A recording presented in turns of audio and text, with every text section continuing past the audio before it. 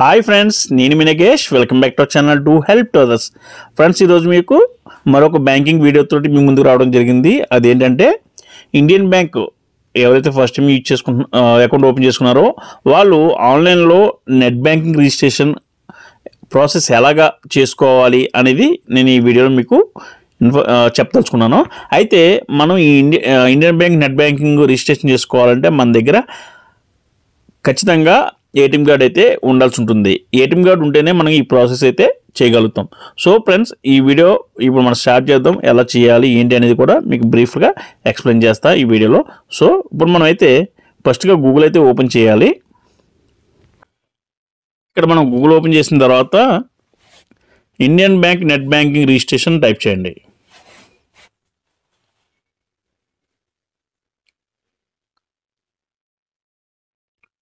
మనకి డైరెక్ట్గా Indian bank net banking page అయితే ఇక్కడ లింక్ చూపిస్తుంది.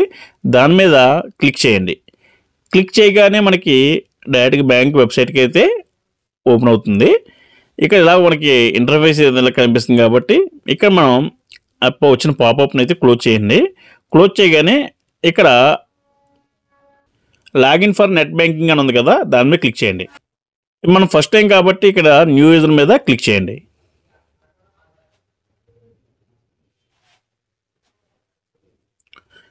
చేయగానే మనకి ఇక్కడ పేజ్ అయితే ఇలా ఓపెన్ అవుతుంది. ఇక్కడ మనం చూసినట్టయితే 8 స్టెప్స్లో మనకి నెట్ బ్యాంకింగ్ రిజిస్ట్రేషన్ అనేది అవుతుంది.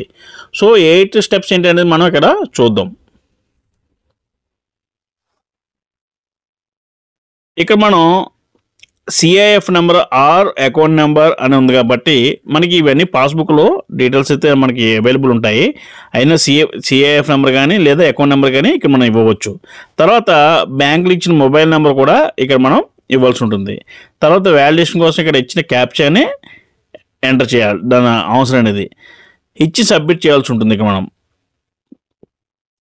సో ఇక్కడ నేను అకౌంట్ నెంబర్ ఇస్తాను, మొబైల్ నెంబర్ ఇస్తాను, అలాగే క్యాప్చా కోడ్ ఎంటర్ చేసి సబ్మిట్ చేసిన తర్వాత మనకి ఓటీపీ రావడం జరుగుతుంది.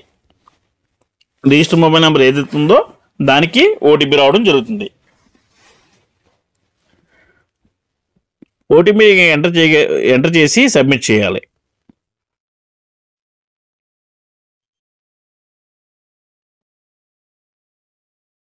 సబ్మిట్ చేయగా మనకి థర్డ్ స్టెప్కి అయితే ఇక వెళ్తుంది. ఇక్కడ మన పేరు అలాగే అని డిస్ప్లే చేయడం జరుగుతుంది. ఇక్కడ మనకి రైట్స్, ట్రాన్సాక్షన్ రైట్స్ కావాలా లేదంటే వ్యూ రైట్స్ కావాలా అని అడుగుతుంది. ఇక్కడ వ్యూ అండ్ ట్రాన్సాక్షన్ ఫెసిలిటీ అనేది మీద సెలెక్ట్ చేసుకుని కన్ఫర్మ్ చేయండి. దీని రెండింటి డిఫరెన్స్ ఏంటంటే వ్యూ ఫెసిలిటీ అంటే మనం ఎవరికైనా డబ్బులు పంపించాలన్నా లేదన్నా ఏదైనా ట్రాన్సాక్షన్ చేయాలన్నా మనకి రైట్స్ అయితే ఉండవు. అదే వ్యూ అండ్ ట్రాన్సాక్షన్ ఫెసిలిటీ మీద అయితే మనకి ఫుల్ రైట్స్ అయితే రావడం జరుగుతుంది. నెట్ బ్యాంకింగ్ యూజ్ చేసుకుని మనం ఎన్ని ట్రాన్సాక్షన్ అయితే చేయడానికి వీలవుతుంది. ఇక్కడ మనం 4th స్టెప్లోకి వచ్చాము. నెక్స్ట్ స్టెప్ కొట్టగానే 4thలోకి వచ్చాము. అయితే ఇక్కడ మనకు నచ్చిన పాస్వర్డ్ని అయితే ఎంటర్ చేయమంటుంది. ఒక అప్పర్ క్యారెక్టర్ ఉండాలి, అలాగే లోయర్ క్యారెక్టర్స్ ఉండాలి, స్పెషల్ క్యారెక్టర్ ఉండాలి, నెంబర్స్ ఉండాలి. ఈ క్రైటీరియా ప్రకారం మీరు పాస్వర్డ్ అయితే సెట్ చేసుకోండి.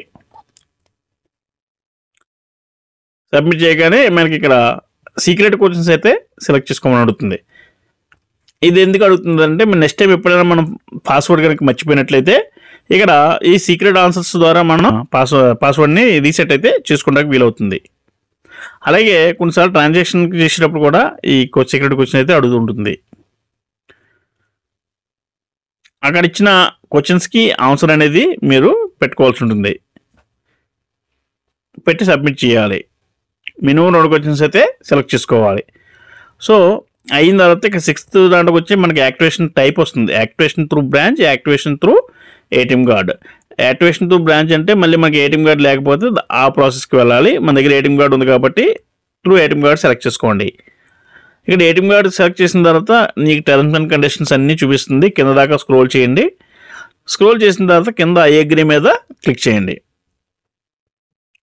క్లిక్ చేయగానే మనకి నెక్స్ట్ ఏటీఎం కార్డ్ డీటెయిల్స్ అయితే అడుగుతుంది.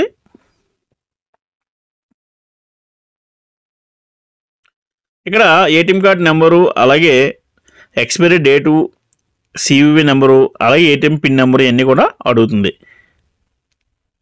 ఇక అన్ని డీటెయిల్స్ ఇచ్చి సబ్మిట్ చేయాల్సి ఉంటుంది. చూశారు కదా, నెట్ బ్యాంక్ రిజిస్ట్రేషన్ అయితే అయిపోయింది. ఇక మన కన్ఫర్మేషన్ కూడా రావడం జరిగింది. చాలా ఈజీగా మనం అయితే సక్సెస్ఫుల్గా నెట్ బ్యాంకింగ్ రిజిస్ట్రేషన్ అయితే చేసాము. ఇక్కడ ఏమంటున్నారంటే ఫస్ట్ టైం కాబట్టి మనకి సిఐఎఫ్ నెంబర్ తోటి లాగిన్ చేయాల్సి ఉంటుంది. మళ్ళీ అలాగే మనం ట్రాన్సాక్షన్ పాస్వర్డ్ కూడా మనం ఇప్పుడు చేసుకోలేమని చెప్తుంది. ఆఫ్టర్ లాగిన్ అంటే ఫస్ట్ లాగిన్ అయిపోయిన తర్వాత మన సెకండ్ లాగిన్ నుంచి మనం ట్రాన్సాక్షన్ పాస్వర్డ్ అవి కూడా ఆన్లైన్లో మనం సెట్ చేసుకోవచ్చు. చూసారు కదా ఫ్రెండ్స్, మన వీడియోలో మనం net banking registration Indian bank సంబంధించింది ఎలా చేసామనేది చాలా ఈజీగా మనం ఇంట్లో కూర్చుని ఎక్కడికి వెళ్లకుండా ఏటీఎం కార్డు త్రూ మన నెట్ బ్యాంకింగ్ రిజిస్ట్రేషన్ అయితే చేసుకోవచ్చు. సో ఫ్రెండ్స్, ఈ వీడియో కనుక మీకు నచ్చినట్టయితే ఛానల్ సబ్స్క్రైబ్ చేయండి, లైక్ చేయండి, షేర్ చేయడం మాత్రం మర్చిపోవద్దు. Thanks for watching.